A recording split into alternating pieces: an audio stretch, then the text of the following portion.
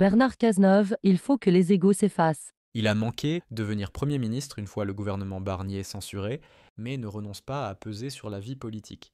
Bernard Cazeneuve donne sa vision de la situation dans laquelle se trouve la France dans un ouvrage Un chien parmi les loups. Vous dressez un portrait assez sombre de la situation dans laquelle se trouve la France, tout en parlant d'espérance à plusieurs reprises. Où cette espérance se trouve-t-elle? Et comment la faire fructifier et en tirer parti? Je ne dresse pas un tableau sombre de notre époque. Je m'essaie simplement à un constat lucide.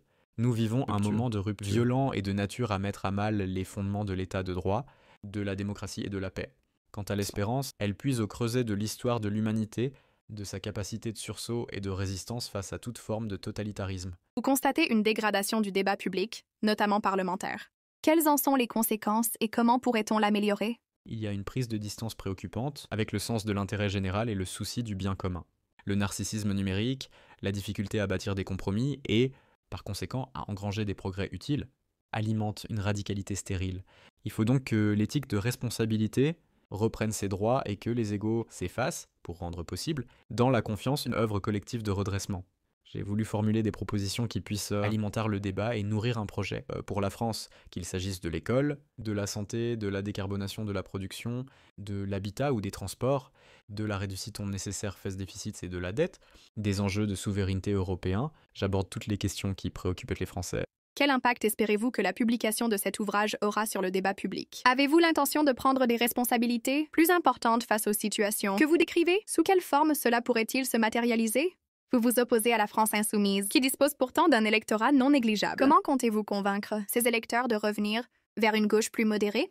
Attendez-vous quelque chose du congrès du PS? Je n'ai pas à prendre parti dans les débats du PS. Je ferai mon devoir, comme je me suis employé à le faire toujours. Je le ferai avec la volonté de protéger notre pays du risque que représente pour lui le RN. LFI, ses outrances, ses dérives ont eu pour principal effet d'amplifier le vote pour l'extrême droite.